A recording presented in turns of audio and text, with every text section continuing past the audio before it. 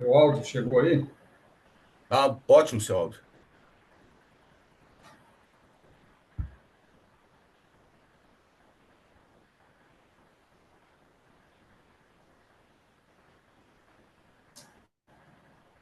Ah,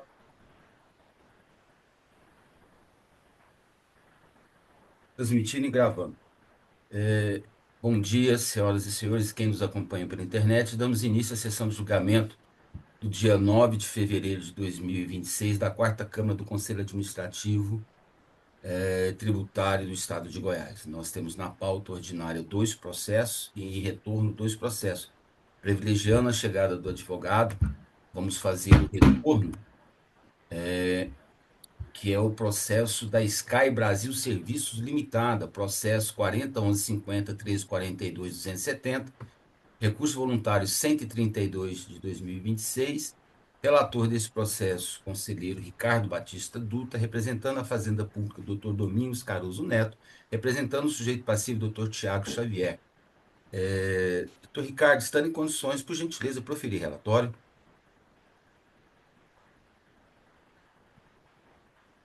Ok, bom dia, senhor coordenador. A sua pessoa cumprimenta a todos os presentes aí na sessão. Só um instantinho, por favor.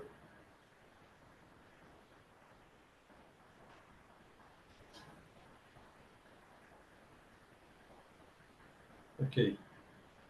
Bom dia, cumprimento também aí os conselheiros, representantes na sala de espera, nossa secretária e também todos aqueles que nos assistem através deste canal.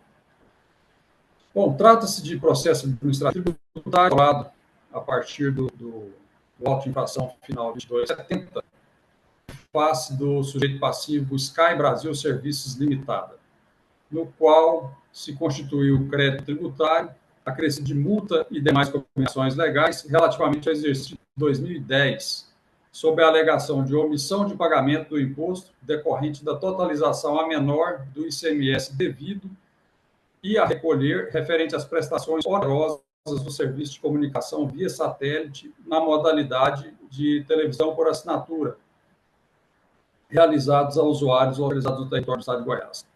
Conforme exposto em nota explicativa, que instrui o lançamento, a autoridade fiscal sustentou que os serviços prestados pela autuada configurariam serviços de comunicação impedidos, circunstância que atrairia a incidência integral do imposto em favor da unidade federada de domicílio do tomador. No caso, então, o imposto seria integral para Goiás, afastando-se a regra de repartição prevista no artigo 11, parágrafo 6 da Lei 87/96. A fiscalização apontou ainda três supostas irregularidades: a utilização indevida do benefício fiscal da redução da base de cálculo, previsto no artigo 8º, inciso 10 do anexo 9 do decreto 4852/97,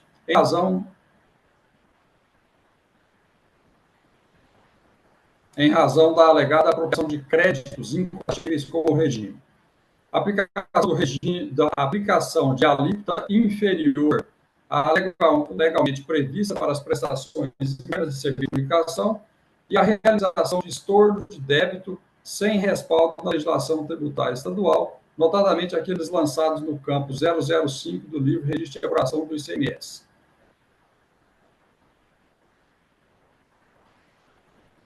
Só um instantinho, eu estou com um probleminha na máquina aqui.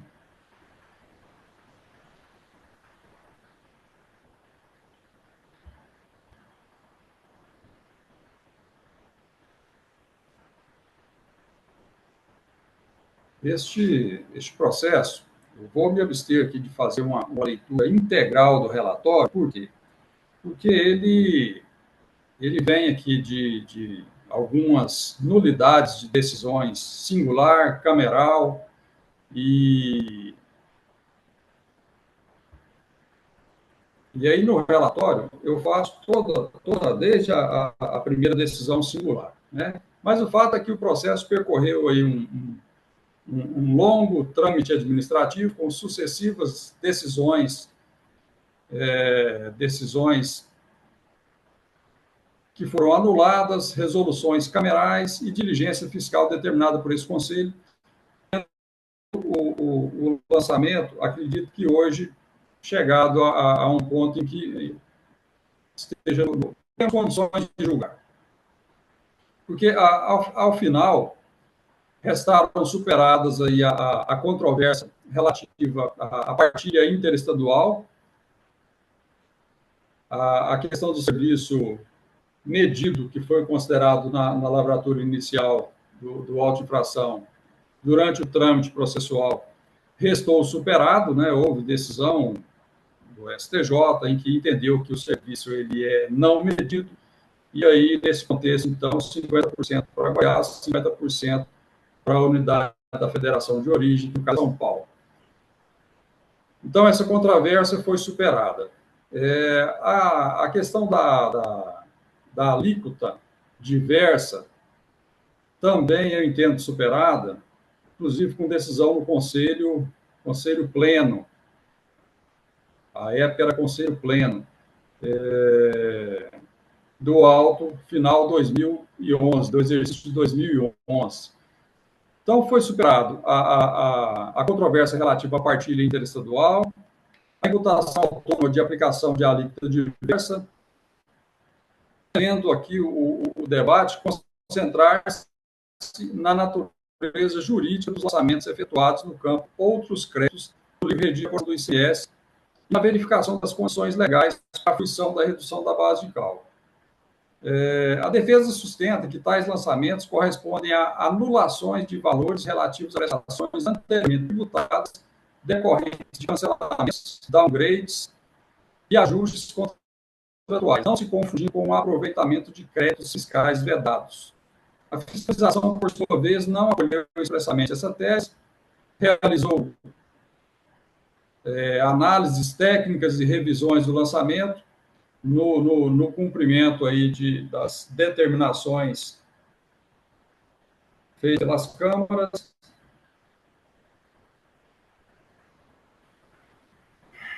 Só um instantinho, gente, está travando minha máquina aqui.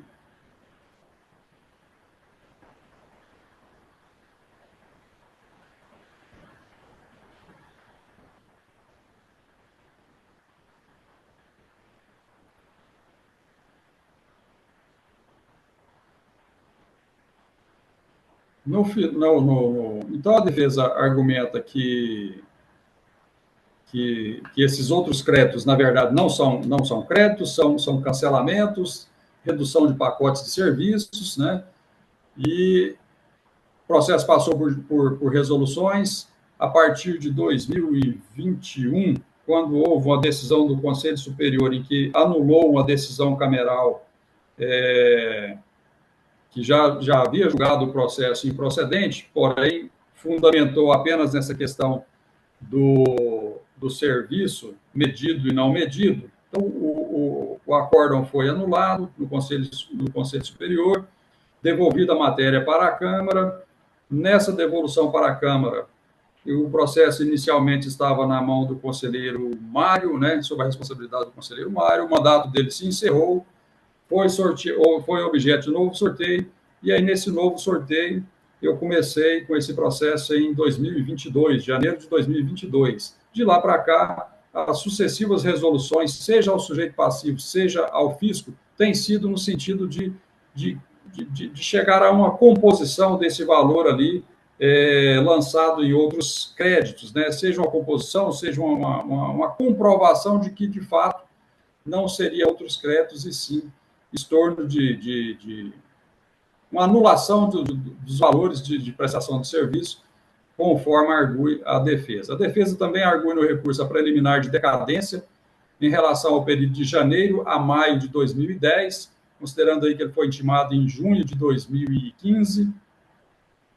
e no mérito requer a improcedência integral do auto de infração. Esse é o breve relatório, senhor coordenador. Obrigado, conselheiro Ricardo. Doutor Xavier, pelo prazo de 10 minutos para a sua sustentação oral. Bom, primeiramente, bom dia a todos os senhores, a todos os presentes, senhor coordenador, senhores conselheiros, doutor Domingos. Agradeço a oportunidade de falar com vocês em relação a esse caso. Como bem relatado, trata-se de um caso antigo, né, um auto de infração lavrado em 2015 para discussão de supostos débitos referentes ao período de 2010. A fiscalização, ela entende que, resumidamente, só trazendo os principais pontos em relação à discussão, a fiscalização, ela entende que o contribuinte não faria jus à redução de base de cálculo prevista no convênio 57, por supostamente ter lançado créditos em sua apuração, o que seria vedado segundo as normas do próprio convênio, né? Esses supostos créditos, eles são separados em duas situações. A primeira diz respeito aos serviços não medidos, né? Questão que, como bem pontuada, já foi retirada do auto de infração.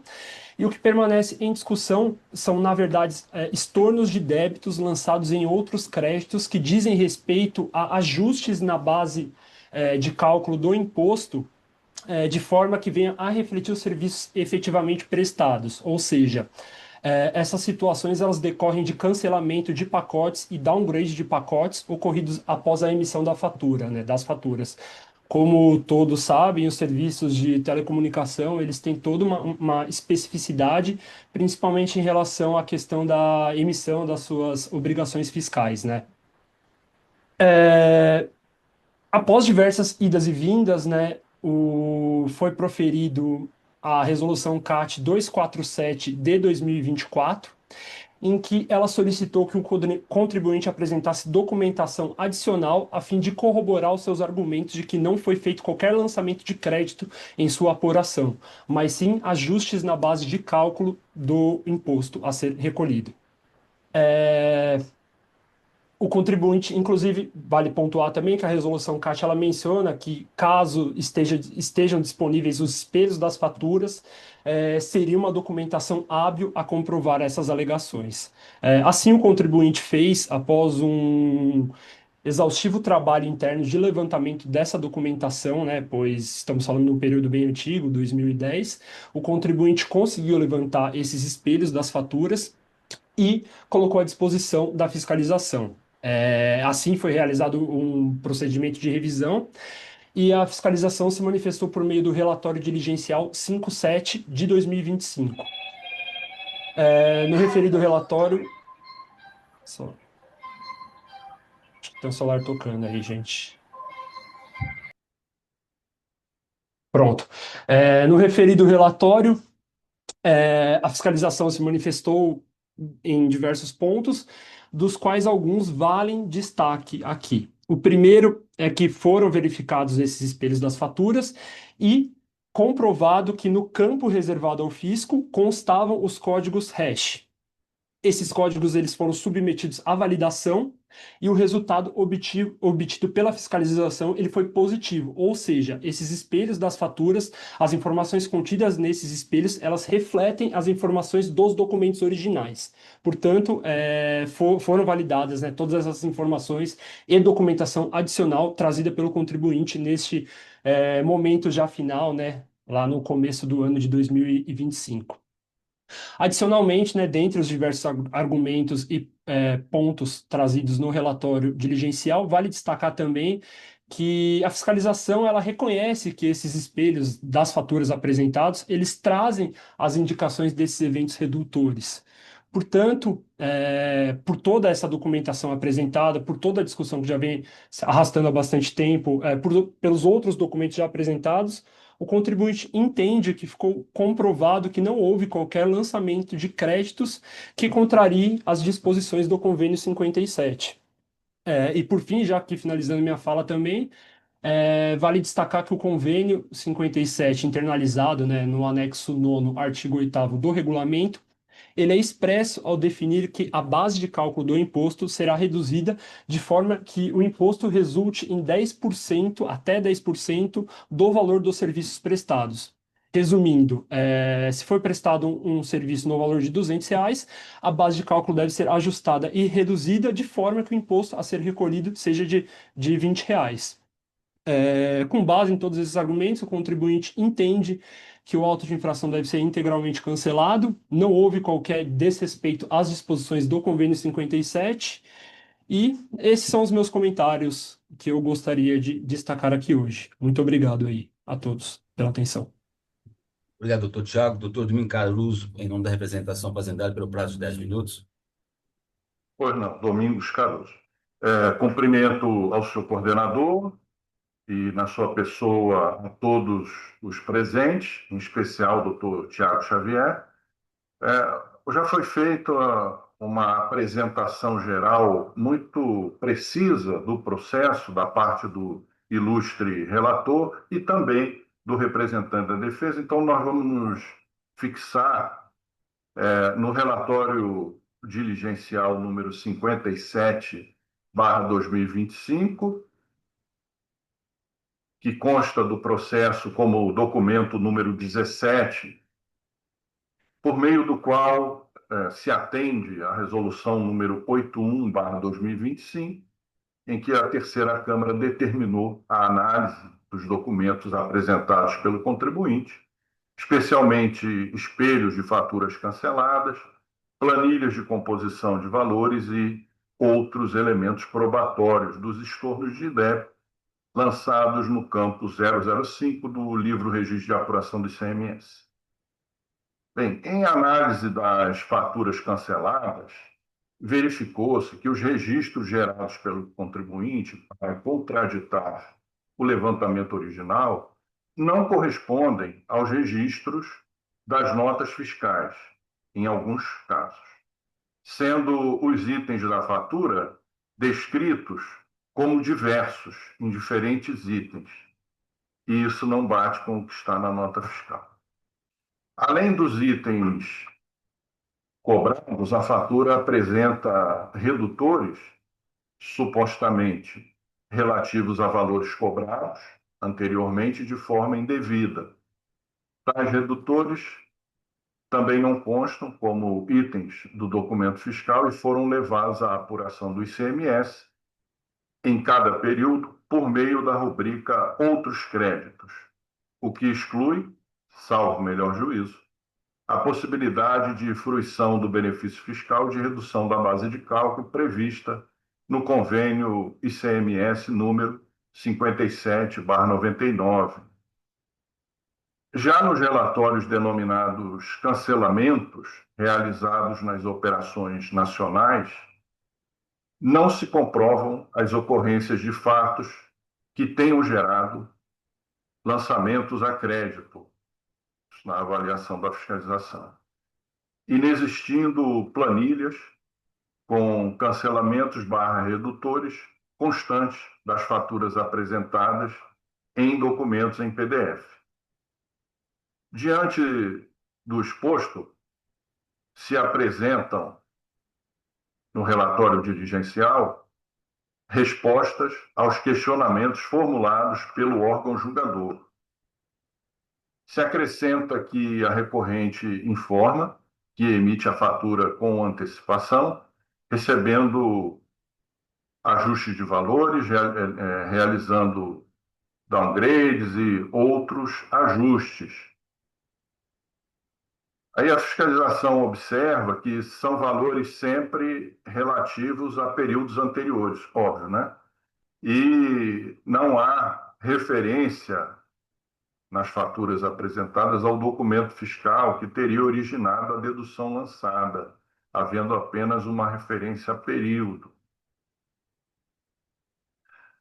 Acrescenta ainda a fiscalização que as inconsistências apontadas remetem ao indício de que a recorrente possa lançar qualquer dedução a título, por exemplo, de correção de valor do Management TV e lançar estornos na sua apuração de CMS, quando a origem de tais valores possa ser ou possam ser as mais diversas, não se tratando necessariamente de estorno por serviço de comunicação não prestado. Assim sendo, salvo melhor juízo, se descumpriu o regramento da obrigatoriedade de constarem como itens de documento fiscal, especialmente por impactarem na apuração final do imposto devido, a nota fiscal modelo 21, a nota fiscal modelo 22 também, que prevê dezenas de registros de itens, inclusive os itens sem impacto na apuração do ICMS, como parcelamentos, multas e juros.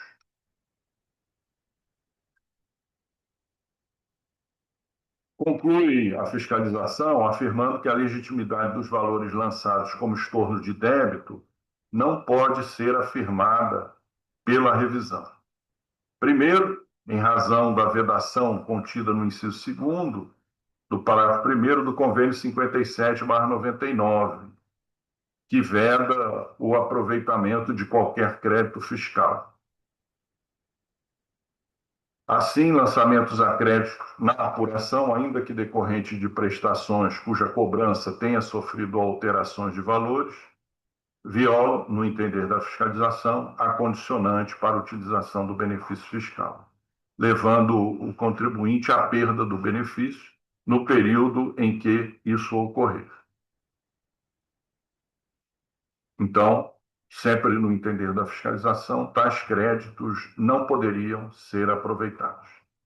Segundo, porque tais valores não constam dos documentos fiscais apresentados ao fisco, de acordo com o convênio 115/03, vindo aos autos tão somente como componente de faturas produzidas posteriormente aos fatos. E terceiro, por não haver na legislação estadual goiana a previsão para lançamento de estornos de débitos, mas sim de restituição de indébito, devendo o contribuinte, nos fatos em que haja pretensão de direito à restituição, fazê-lo fundamentado no Código Tributário Estadual por meio de processo administrativo.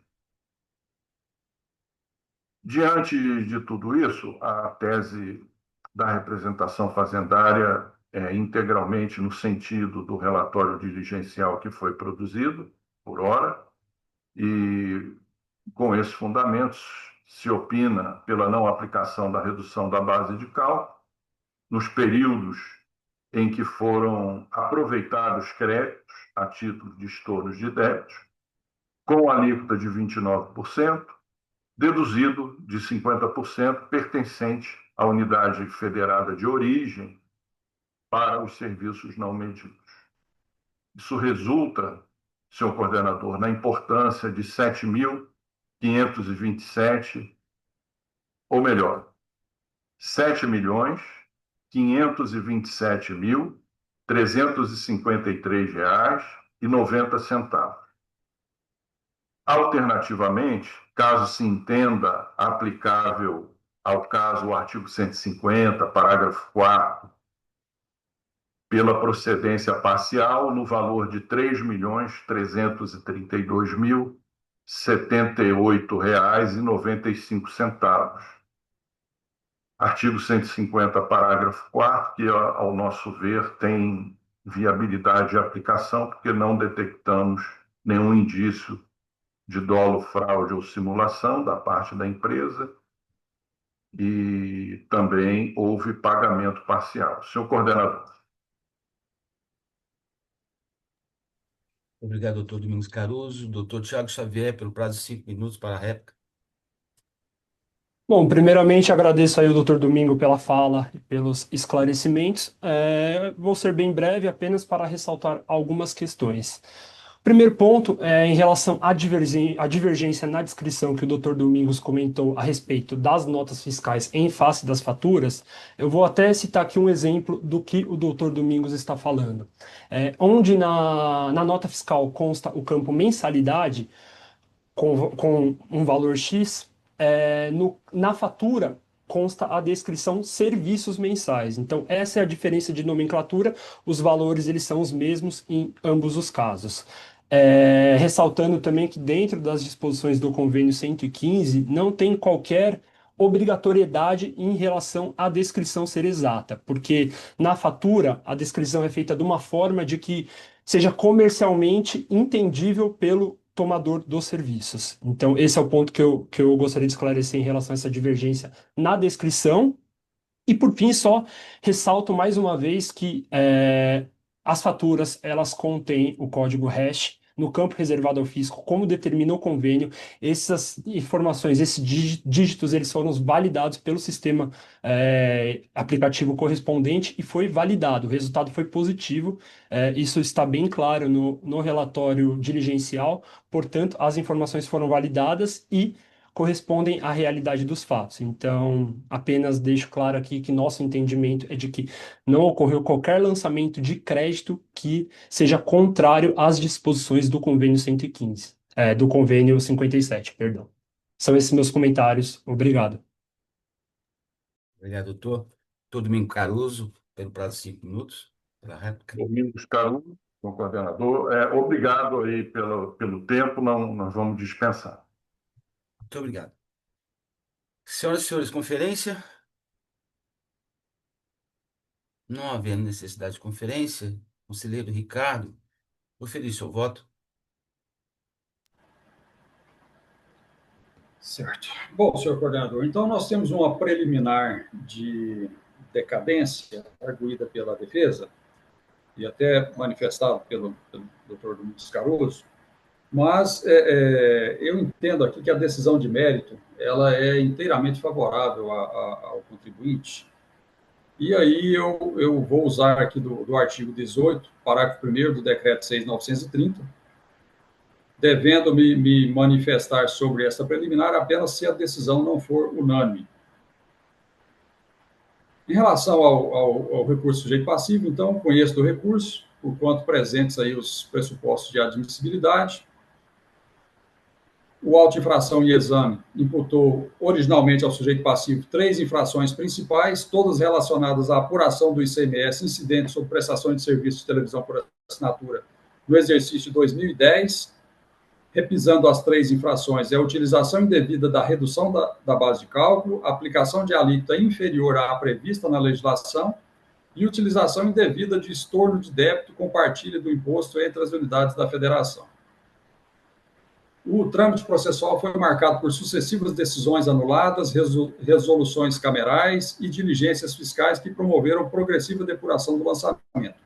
Nesse contexto, restou superada a imputação relativa à partilha do imposto entre os estados, bem como esvaziada a acusação autônoma de aplicação de alíquota diversa, na medida em que esta se revela indissociável da fruição ou não da redução da base de cálculo. Assim, a controvérsia devolvida à quarta Câmara restringe-se a verificar se a recorrente, no exercício de 2010, preencheu as condições legais para fruir da redução da base de cálculo prevista no artigo 8º, inciso 10 do anexo 9 do STE, especialmente no tocante à vedação de apropriação de créditos fiscais e, por consequência, se subsiste crédito tributário exigível. Então, o artigo 8º, inciso 10 do anexo 9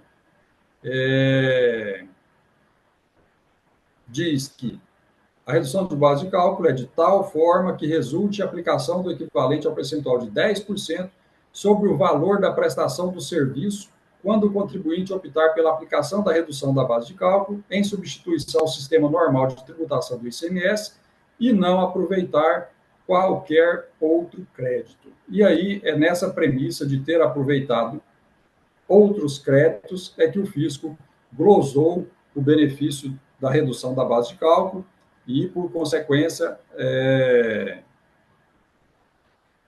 exigiu ali uma alíquota de 29% do recorrente.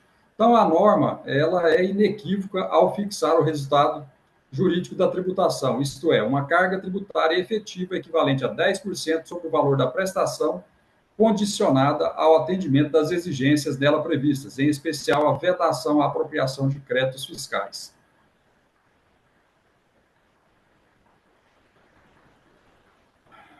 Então, no cumprimento das diligências, especialmente a última aí, que nós estamos julgando, né, entendo que ficou saneado o processo, a defesa meio que deu uma interpretação de que o fisco teria concordado, né, com seus argumentos na última diligência. E da análise dos autos, verifique-se que a atuação do auditor fiscal limitou-se a cumprir os comandos constantes das resoluções aí emanadas pelas câmaras julgadoras, que consistiu em realização de análise técnica na elaboração de cenários condicionais de revisão do lançamento, sem que disso decorresse qualquer juízo conclusivo favorável à recorrente. Eu estou dizendo isso aqui porque lá na questão dos itens, claramente a autoridade revisora, ele disse que não era possível validar os itens, né? Então, não procede a alegação da defesa de que a fiscalização teria reconhecido a validade ou a correção material dos itens constantes dos documentos fiscais, embora o relatório diligencial tenha consignado resultado positivo na validação da cadeia de caracteres dos arquivos eletrônicos, utilizando ali o aplicativo que valida os documentos com o MD5 e o código hash. Então, essa validação, ela restringe-se à integridade e autenticidade do arquivo, isto é, a confirmação de que o documento apresentado corresponde, em sua forma digital, àquele transmitido ao fisco, sem adulterações, ressalvando que foi consignado expressamente que os itens constantes da nota fiscal não correspondem aos itens descritos na fatura, apontando divergências de nomenclatura, a utilização de rubricas genéricas como diversos, com valores distintos, bem como a existência de redutores lançados apenas na fatura, sem reflexo no documento fiscal. Ademais, esclareceu que não é possível validar tecnicamente o conteúdo descritivo dos itens, notadamente quanto à natureza das rubricas, sendo a verificação possível limitada aos campos estruturados de valores.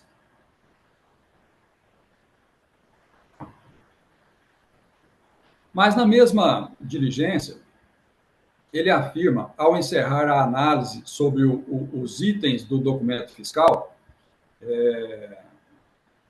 lá no item 17 do Patier, tem lá o diligência, e aí na parte dos itens.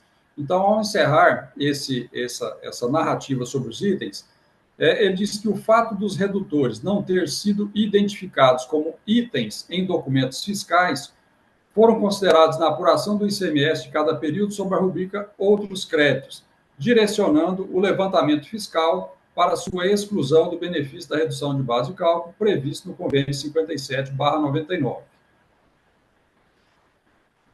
E aí nós nos reportamos ao lançamento. O lançamento, a origem do que consta no início da autuação aí é o livre registro de entrada e o livre registro de apuração.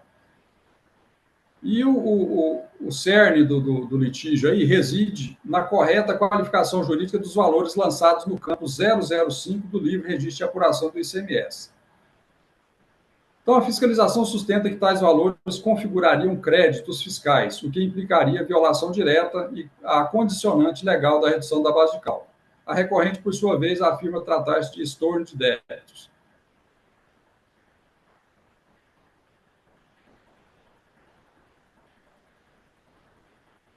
Aí eu busquei aqui uma parte que está lá no auto de infração final 3139, que é o que foi julgado no Conselho Pleno, que trata do exercício de 2011. Então, a distinção é substancial. O crédito fiscal vedado pelo regime especial decorre do princípio da não cumulatividade e pressupõe a apropriação de imposto relativo a entradas ou serviços tomados. O estorno de débito, por outro lado, constitui lançamento corretivo, voltado a neutralizar imposto anteriormente debitado a maior, quando o fato gerador não se concretiza ou sofre redução. Essa compreensão foi expressamente acolhida pelo Conselho Pleno no julgamento do processo final 3139, referente ao exercício de 2011, envolvendo a mesma contribuinte. É o acórdão até citado pela defesa aí, é o acórdão 1220/17, ao consignar que o estorno de débito é lançamento efetuado com o objetivo de corrigir o imposto debitado a maior, não podendo ser confundido com o aproveitamento regular de crédito em decorrência do princípio da não cumulatividade do ICMS. Então, embora não vinculante, trata-se de um precedente dotado de elevado valor, versão sobre o mesmo contribuinte, mesma autoridade autuante e mesma situação fática, distinguindo-se apenas o exercício, no caso 2011, e aqui nós estamos falando de 2010. Então, no caso concreto, a fiscalização apontou inconsistências formais e ausência de clareza na correspondência entre faturas e documentos fiscais, bem como na forma de escrituração dos redutores. Todavia, a análise conjunta probatória revela que não se alcançou grau de certeza suficiente exigível no processo administrativo tributário para afirmar que os lançamentos do campo 005 consubstanciaram de forma inequívoca créditos fiscais vedados, aptos a afastar a fruição do benefício legal. Observe-se ainda que o mesmo conjunto de dados apresentado pela defesa, embora considerado insuficiente para a comprovação individualizada dos eventos, foi utilizado como base para a recomposição do lançamento nos cenários revisados, o que evidencia que a controvérsia remanescente decorre mais da valoração jurídica dos elementos do que da inexistência absoluta de informações. Nessa última revisão, a defesa trouxe uma planilha em Excel, está ali doc2.zip. E nesse arquivo, o auditor falou que ali constavam valores meramente informativos, vamos dizer assim, sem vinculação com os documentos, né, sem uma composição daqueles valores. Só que essa mesma planilha foi utilizada para poder fazer aí agora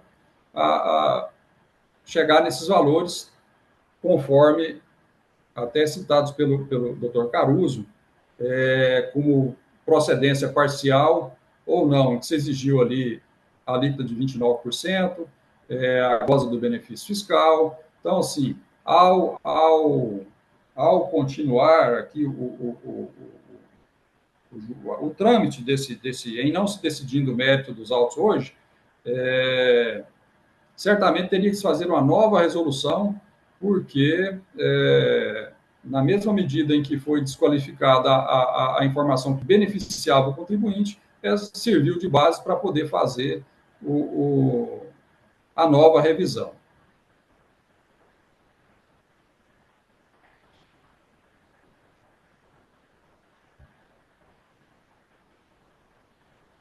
Então, some-se a isso o fato de que, sendo a origem dos lançamentos classificados como outros créditos extraída do livre registro de apuração do ICMS do contribuinte, verifica-se que no livre registro de entrada, tais valores encontram laço no CFOP 2205. Esse CFOP é a anulação de valor relativo à prestação de serviço de comunicação.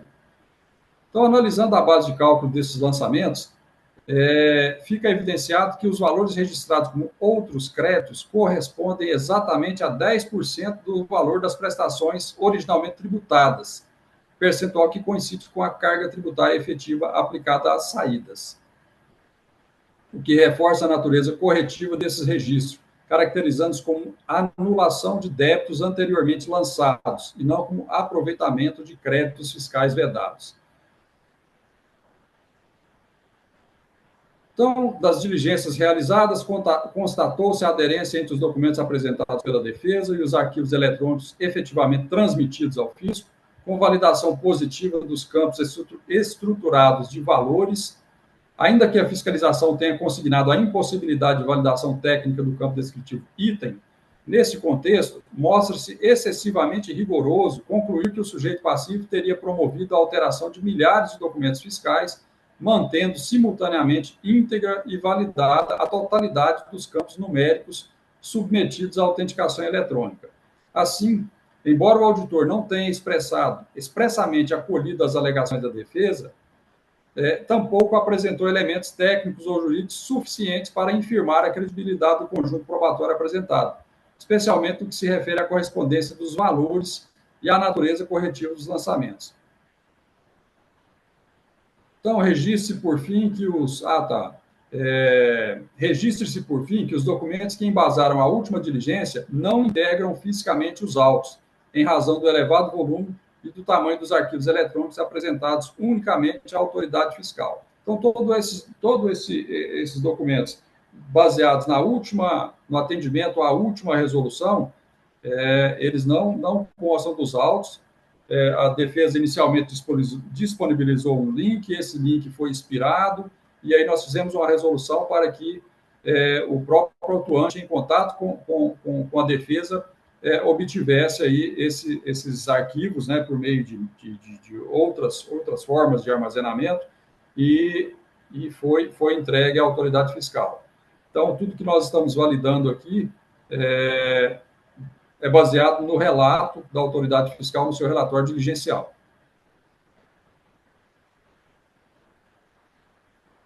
Então, a imputação relativa à aplicação de alíquota inferior à prevista na legislação não subsiste como infração autônoma, caso reconhecido o direito à fruição da redução da base de cálculo. Com efeito, o próprio artigo 8º, inciso 10, fixa a carga tributária final, incidente sobre a prestação, sendo a alíquota nominal e a técnica do cálculo por dentro instrumentos matemáticos para se alcançar o resultado legalmente estabelecido. Tal entendimento foi igualmente adotado pelo Conselho Pleno no precedente relativo ao exercício de 2011, no qual se assentou que, reconhecida a legitimidade da redução da base de cálculo, resta prejudicada a discussão acerca da alíquota nominal aplicada. Concluindo, já partindo para a conclusão,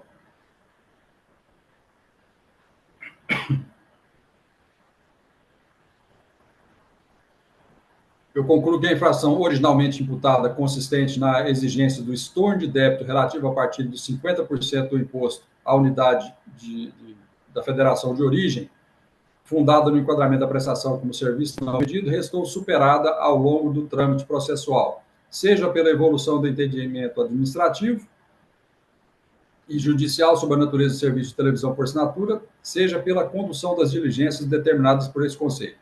No que se refere aos lançamentos classificados como outros créditos, a análise sistemática da escrituração fiscal, em especial do livre registro de apuração do ICMS e do livre registro de entradas, evidencia que tais valores correspondem, na realidade, a anulações de valores relativos a prestações anteriormente tributadas, lastreadas no CFLP 2205, que é a anulação de valor relativo à prestação de serviço de comunicação. Não se confundido, portanto, com o aproveitamento indevido de créditos. Trata-se de registros de natureza corretiva que sequer deveriam integrar os CFLPs de saída, à semelhança do procedimento adotado pelo próprio contribuinte a partir do mês de setembro do período autuado. Por fim, reconhecido o direito da recorrente à fruição da redução da base de cálculo, previsto no artigo 8º, inciso 10 do anexo 9 do STE, de modo a resultar na carga tributária efetiva estabelecida em lei, torna-se irrelevante a discussão acerca do percentual nominal da alíquota aplicada, devendo prevalecer o percentual final de tributação definido pelo legislador estadual, observado o cumprimento das condições legais para a fruição do benefício. Portanto, voto no sentido de conhecer o recurso voluntário e, no mérito, dar-lhe provimento para reformar a sentença singular e considerar improcedente o auto de infração, ficando prejudicada a apreciação do preliminar de decadência nos termos do artigo 18, parágrafo 1º do decreto 6.930/09. Eu faço uma observação que eu li aqui, mas essa prejudicial aqui é apenas se a decisão for unânime. É como voto, senhor coordenador.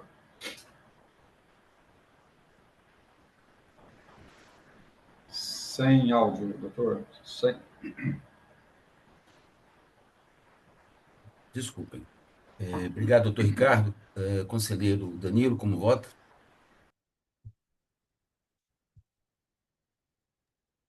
Bom dia, senhor coordenador. Acompanho o relator na íntegra do voto.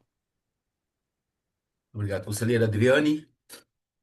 Bom dia, senhor coordenador. A quem os cumprimentos a todos que estão participando da sessão e do julgamento. Senhor coordenador, eu vou acompanhar o conselheiro Ricardo, dou aqui os parabéns, assim, pelo estudo, pelas sucessivas diligências, né, para verificação da verdade material e até mesmo para a fundamentação do seu voto. Então, acompanho na íntegra. Obrigado. Conselheiro Samuel Bernardes, como vota? Bom, inicialmente, nosso bom dia a todos e a todas que estão participando aqui dessa sessão, né, da Quarta Câmara do CAT, em nome do coordenador, doutor Cláudio Henrique. Senhor coordenador, também vou acompanhar aí o voto proferido pelo conselheiro relator, doutor Ricardo Dutra. Muito obrigado. Anunciando o resultado do presente julgamento, por decisão unânime, o auto foi considerado improcedente, revertendo a sentença singular e com base No artigo 18, parágrafo 1º do Decreto 6.930, deixou de se apreciar as preliminares e outras questões relativas ao processo, tratando tão somente do mérito. Doutor Domingos Caruso, muito obrigado. Doutor Tiago Xavier, muito obrigado. Pela atenção, obrigado. Bom dia a todos. Muito obrigado a todos, bom dia. Ok. É, vou chamar a julgamento os processos da pauta, começando pelo item 1, que é o processo 4011-9008-00043, representando a Fazenda Pública, a doutora Lilian, por gentileza. Obrigado, doutora. Recurso voluntário 379 de 2026, plantar e colher representações do comércio e produtos agrícolas. Representante do sujeito passivo não se faz presente. Relator desse processo, conselheiro Ricardo Batista Dutra, ao qual eu peço a gentileza de proferir relatório. Senhor coordenador, bom, primeiramente, bom dia aí à doutora Lilian. Senhores, esse processo, eu vou me abster aqui de fazer a leitura do processo, do relatório, porque eu até esperava que a defesa estivesse aqui. Mas como não veio, nós vamos propor uma resolução encaminhando esse processo ao sujeito passivo. Esse processo trata-se de uma auditoria específica e aqui, no caso, é do referente ao exercício de 2016. Ele vem de um atendimento, de uma diligência ao fisco, e antes dessa diligência ao fisco, nós fizemos uma resolução ao sujeito passivo. Né? Na fase singular, o processo foi convertido por 2 vezes em diligência, e Doutor Ricardo? acho que o doutor Samuel parece que caiu. O doutor Samuel.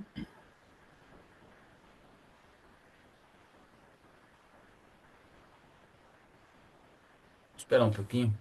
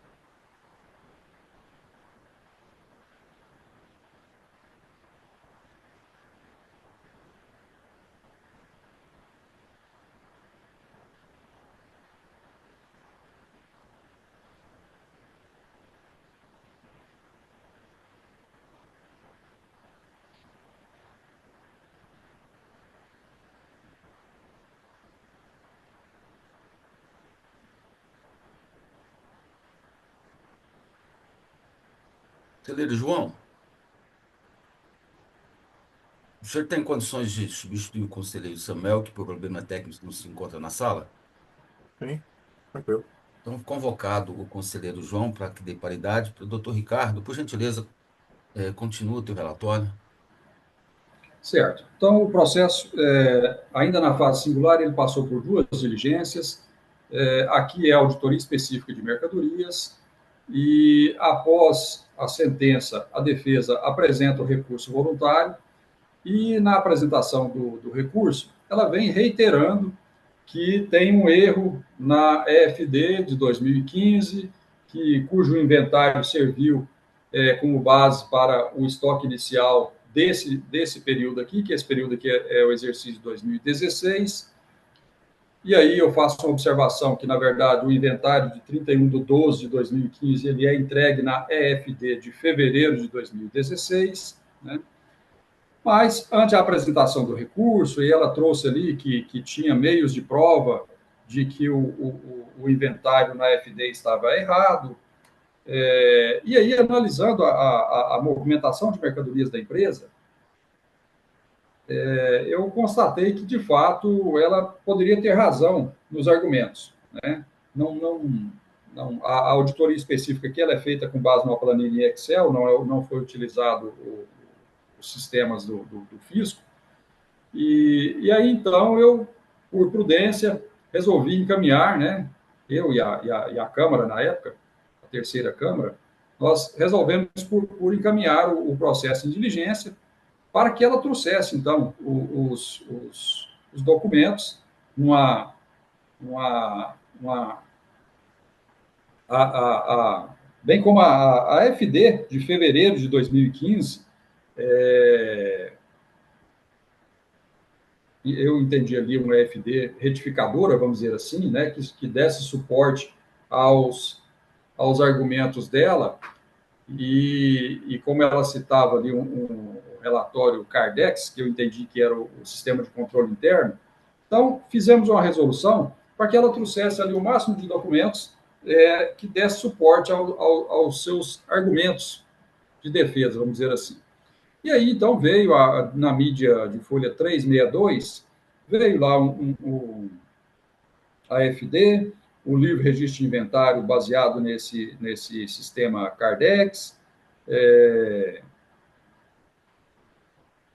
e essa AFD, eu entendi que era a retificadora, e essa AFD, ela não é a retificadora, né? Então, os autos foram enviados ao fisco, o fisco fez uma diligência, fez uma nota explicativa, está aí no item 4 do PATIE, tem uma nota explicativa, não me parece muito clara, vamos dizer assim, ele deixa algumas dúvidas nessa nota, mas o fato é que a defesa não contrapõe o levantamento em momento algum, né? Ela quer uma autorização genérica para retificação da FD. E aí não dá para expedirmos uma autorização para que a empresa retifique uma FD, sendo que aqui nós temos auditoria específica, sem ela demonstrar onde está o erro, o que é, qual, apontar especificamente onde o auditor está errando, né? Quais notas não estão lançadas na auditoria. Então, não tem nenhum tipo de alegação nesse sentido. Sendo assim, eu embora entenda que como está o auto, ele está fundamentado, né? Nós poderíamos até julgar, mas como a defesa não veio, eu gostaria de ouvir alguns esclarecimentos dela aqui, e eu estou entendendo que eles não se defenderam da maneira que deveria. No caso aqui, é uma auditoria específica de mercadorias, e foi oferecida a oportunidade, e os documentos que estão lá na mídia de folha 362 são os que o fisco considerou na auditoria, os mesmos inventários que estão lá. Então, nesse caso, considerando aqui que esta é a última oportunidade de que se é permitida a realização de diligência e visando sanear o processo, a minha proposta é que os autos sejam encaminhados ao sujeito passivo para que ele apresente aí um contra-levantamento elaborado de forma analítica, item a item, confrontando diretamente os levantamentos pormenorizados que integram a acusação fiscal e indicando de maneira objetiva os quantitativos que entende incorretos, os documentos que sustentam cada divergência apontada e os valores que, a seu ver, deveriam ser considerados na auditoria. E aí juntar aos autos os elementos probatórios complementares que entender pertinentes à comprovação de suas alegações. Né? Aqui não basta ele fazer uma planilha em Excel lá e trazer, ó, é isso aqui. Não, tem que estar parado em documentos contábeis, né? Documentos que dê suporte ao alegado erro. Então, fica consignado que o não atendimento às determinações acima ou a apresentação de manifestação genérica ou desacompanhada de demonstração técnica acarretará na aplicação do disposto no artigo 19, parágrafo 3º, 1º da Lei 16.469, presumindo-se verdadeiros os fatos apontados pela fiscalização com prosseguimento do julgamento com base nos elementos constantes dos autos.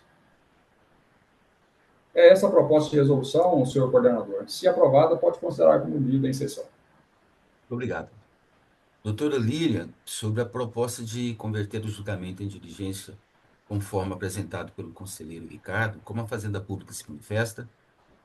Bom dia, senhor coordenador. Bom dia a todos os conselheiros, conselheira Adriane.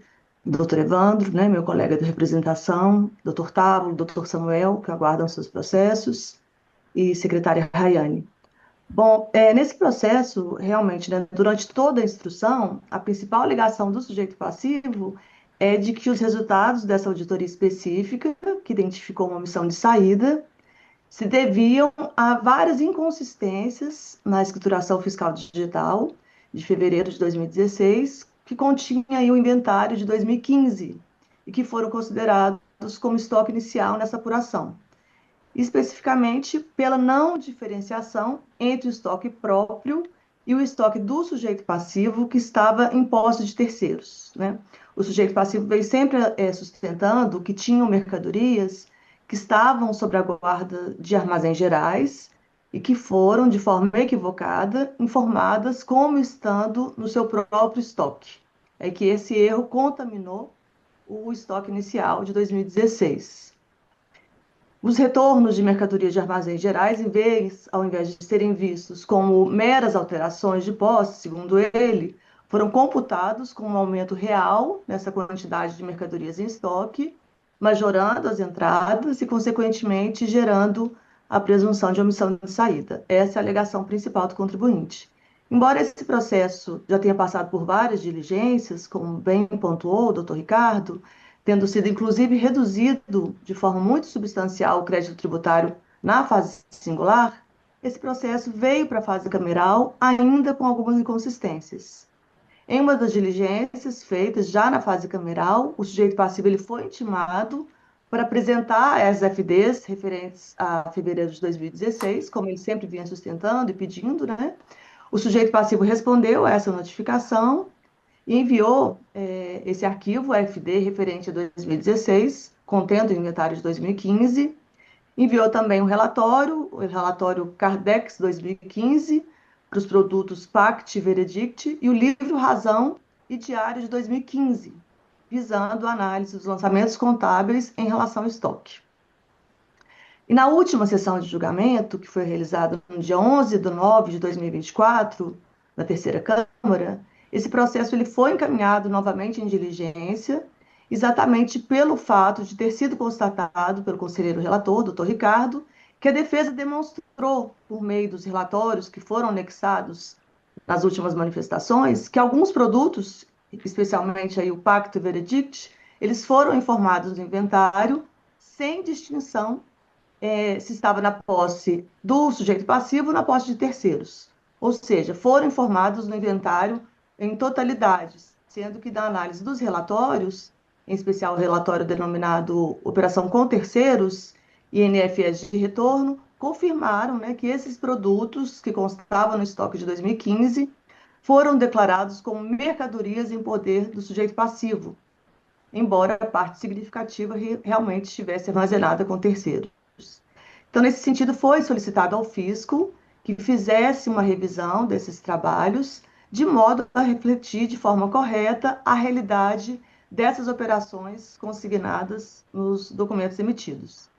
Com base nas informações da FD que foi enviada pelo sujeito passivo, a autoridade realizou uma nova auditoria, que consta no PATE, no item 6, e concluiu pela omissão de saída, num valor substancial de R$ 2.180.141,80, apurando o ICMS omitido no valor de R$ 370.624,11.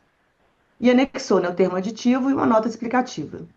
Nessa revisão, a autoridade fiscal reconheceu a existência de inconsistências dos inventários que afetaram o resultado da auditoria original e das revisões anteriores, porém, não explicou de que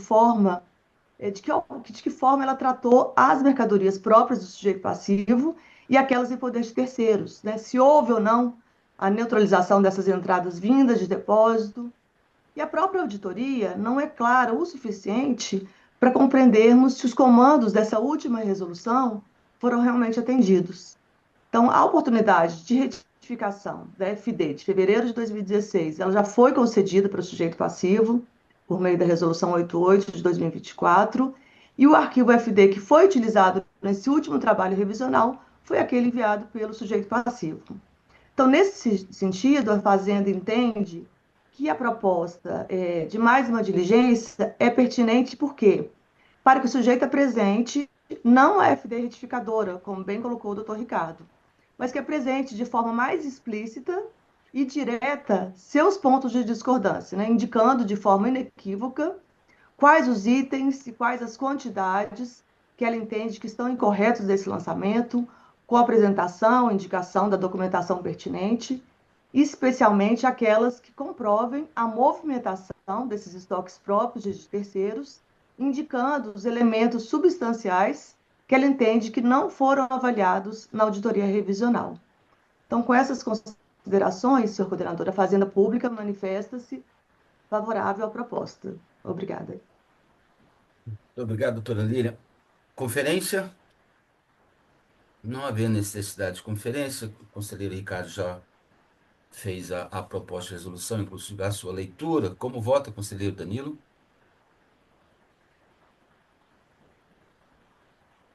Acompanho a proposta do relator. Muito obrigado, conselheira Adriane. Também acompanho o relator. Conselheiro João. Primeiramente, um bom dia a todos. Acompanho o relator. Pois bem, anuncio o resultado do presente julgamento. O julgamento é convertido em diligência nos termos da proposta de revisão feita pelo conselheiro Ricardo Dutra, proposta essa já lida e aprovada de forma unânime na presente sessão. Doutora Lília, muito obrigado. Se quiser participar com a gente, áudio e vídeo desligado. Tá, obrigada. Eu peço recomposição de mesa, chamando o conselheiro Samuel, que teve problemas técnicos e agora retorna. Vamos chamar, doutor Evandro, vamos chamar o item 2 da pauta, que o representante fazendário é o doutor Evandro. Obrigado. Item 2, processo 40.12.0007.63.220, recurso voluntário 383 de 2026, Transcompa Limitada, não tendo aqui o representante do direito passivo, representando a Fazenda Pública, Evandro Luiz Pauli, relator desse processo, conselheiro Danilo Urcida Pereira de Souza, ao qual eu peço a gentileza de proferir relatório.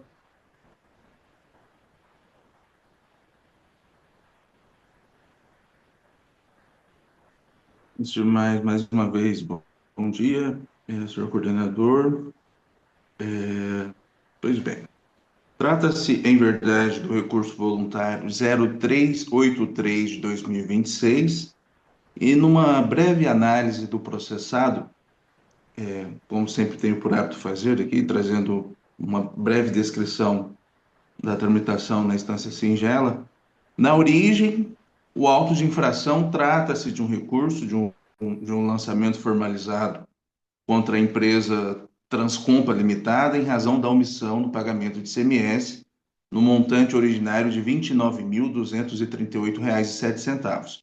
Isso referente ao período de janeiro de 2016 a dezembro de 2016. Dentro da descrição do fato, o sujeito passivo foi autuado por ter efetuado uma escrituração indevida de crédito, apropriando-se de valor de crédito presumido superior ao limite de 20%, o que seria devido na operação.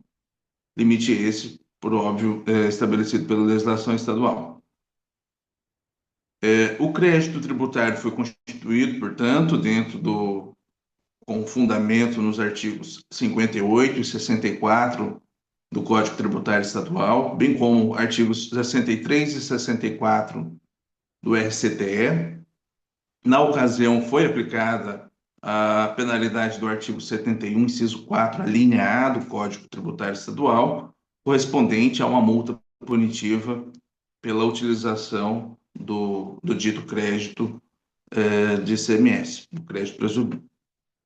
Então, devidamente intimado, o sujeito passivo veio em primeira instância manifestando a sua defesa e, na ocasião, reconhecendo de forma expressa o erro e fundando os seus argumentos na hipótese de um erro técnico, de um suposto mero erro de escrituração fiscal e que, na ocasião, conforme consta e destacado pelo próprio contribuinte, esse erro foi, em sequência, corrigido. O processo, portanto, segue no seu fluxo normal. Na ocasião, o julgador monocrático, na decisão 1531 de 2025, mantém a procedência total do auto de infração, apontando a ocorrência da materialidade do fato típico, fato este que foi reforçado pela confissão qualificada do próprio contribuinte, que veio aos autos reconhecendo, inclusive, o próprio erro de escrituração fiscal. E, na primeira instância, a decisão, portanto, mantém esta autuação, que, nessa altura, é objeto de recurso voluntário por parte do sujeito passivo, na ocasião, reproduzindo os argumentos que foram trazidos no grau singular. E, em sede de recurso voluntário, o recurso interposto funda-se em 4 argumentos principais. O primeiro deles é o argumento de que, no caso em questão, não houve má-fé por parte do contribuinte, e aqui ele tenta trazer a destaque, né, mais uma vez reconhecendo o próprio erro de escrituração, reconhecendo os fatos, mas sinalizando uma eventual ausência de dolo, apontando um erro, contudo, dentro do âmbito de uma boa-fé.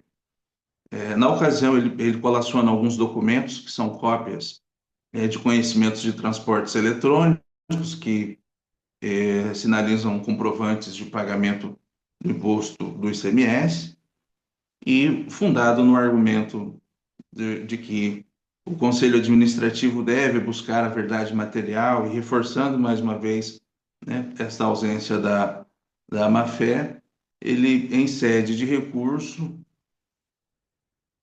pede a revisão dessa matéria. E aqui também, por fim, se insurge também contra a multa de 100% sobre o valor do tributo, né? Multa essa que, já adianto, é multa de caráter punitivo. E, em breve síntese, esses são os principais pontos objetos do recurso, e esse é o relatório, senhor coordenador. Muito obrigado, conselheiro. Doutor Evandro, em nome da representação apresentada pelo prazo de 10 minutos para a sua sustentação oral. Pois bem, senhor coordenador, inicialmente, bom dia a todos. Então, nesse processo, nós só temos um mérito para analisar. O que acontece? O contribuinte foi acusado, então, de ter aproveitado a maior o crédito presumido de prestações de serviço de transporte. E ele alega que ele efetuou o pagamento antecipado do ICMS frete, e quando ele fez esse pagamento antecipado, ele já aproveitou o crédito presumido no momento do pagamento antecipado. Ele fez o abatimento desse crédito presumido e, de fato, ele tem direito ao abatimento de 20% do valor do imposto devido a título de crédito presumido.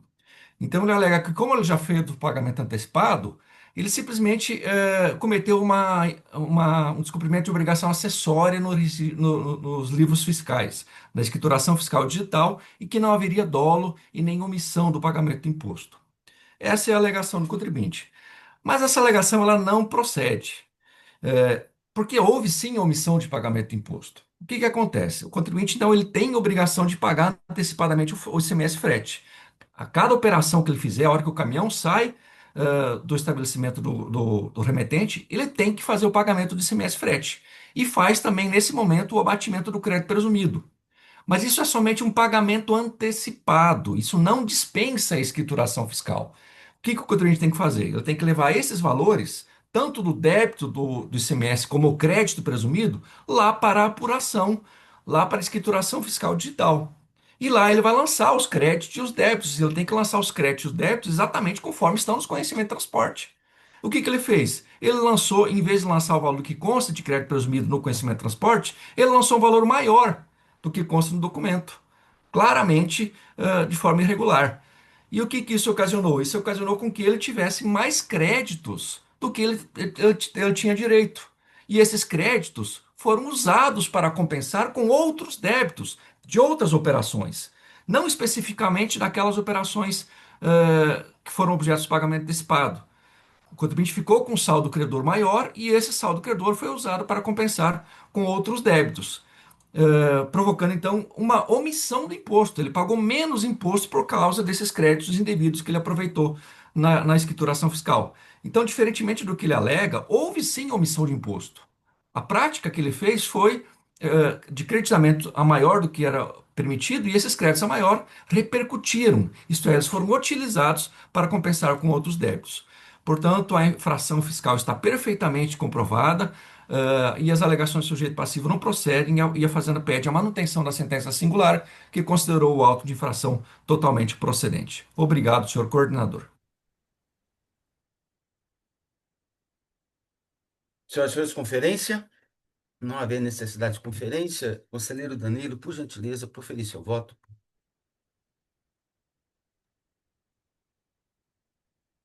Pois bem, senhor coordenador, fazendo coro até mesmo à manifestação da própria representante fazendária,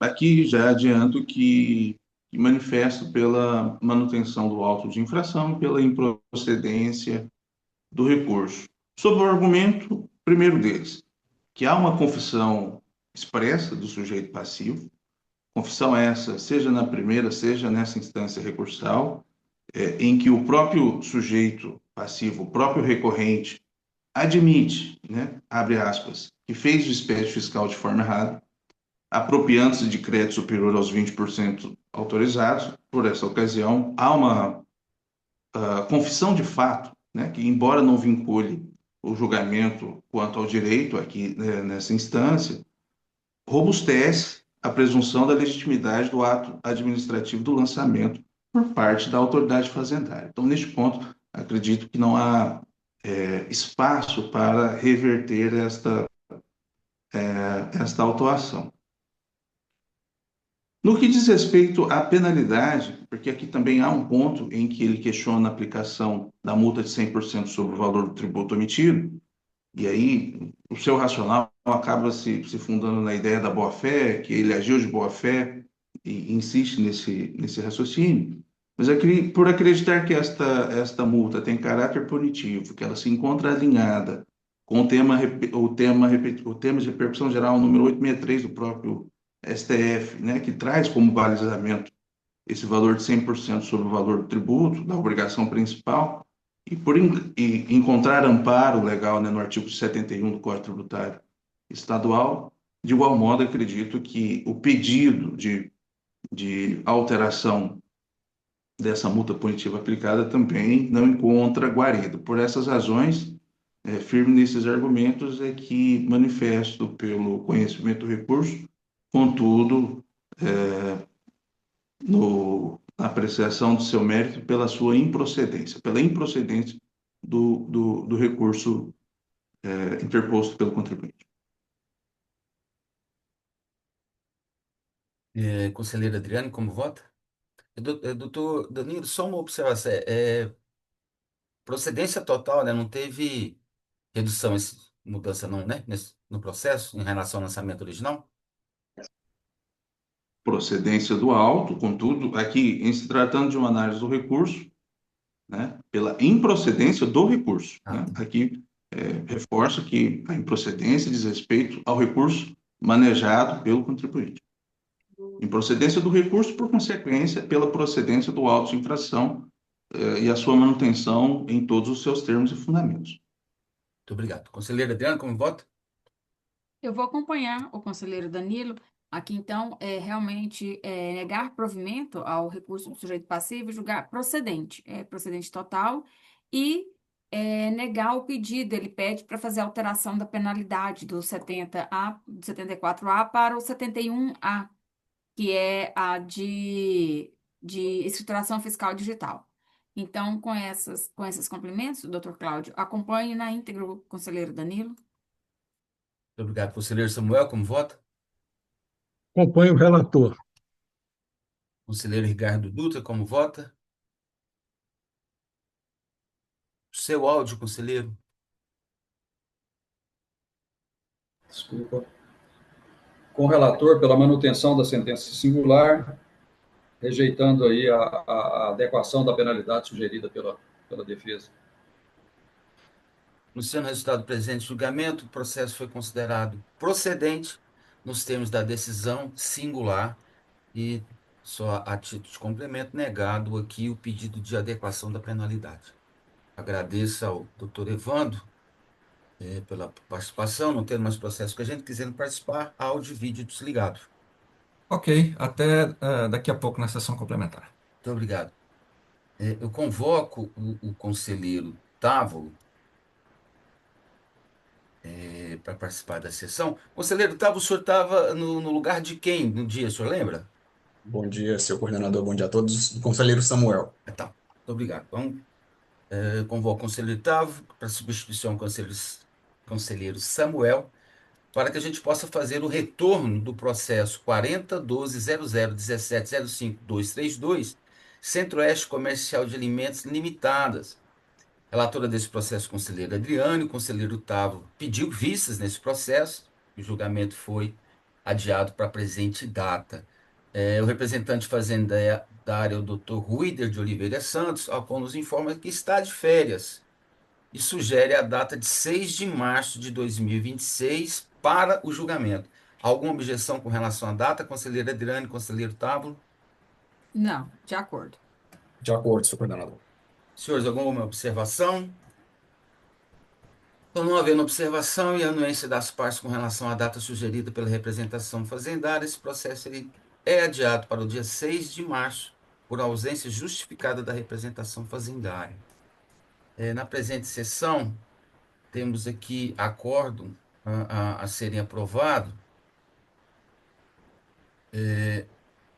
um acordo da Citale Brasil Limitada, processo 4012-126-64-170, do conselheiro Ricardo. Em condições, conselheiro? Em condições. Muito obrigado. Acordo aprovado. Então, não havendo mais processos a serem julgados nem atos a serem realizados, dou por encerrada a presente sessão, convocando a todos para as 9h55, para que a gente possa fazer a nossa sessão complementar. A todos, muito obrigado.